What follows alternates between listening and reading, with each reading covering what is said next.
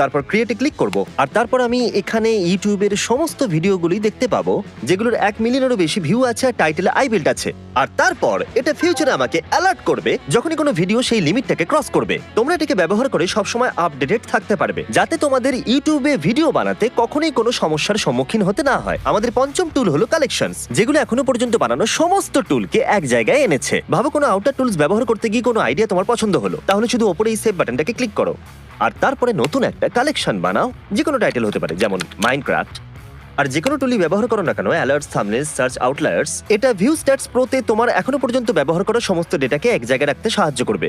আর আমরা শুধু এই 5টা টুলেই থেমে থাকিনি। ভিউ স্ট্যাটস প্রো এর সাথে আমাদের কাছে আরো 1 ডজন টুলস আছে যেগুলো আমরা পরের বছর লঞ্চ করতে চাই। ডেসক্রিপশনের লিংকে ক্লিক করো অথবা viewstats.com/pro তে যাও। এবার মনে হচ্ছে আমার কাঁধ থেকে অনেকটা বোঝা নেমে গেল। এটা নিয়ে আমরা অনেক দিন ধরেই কাজ করে চলেছিলাম আর এখন ফাইনালি এটাকে লঞ্চ করা হচ্ছে। মানে অপেক্ষা করে আছি তোমাদের মতামত কি জানবার জন্য।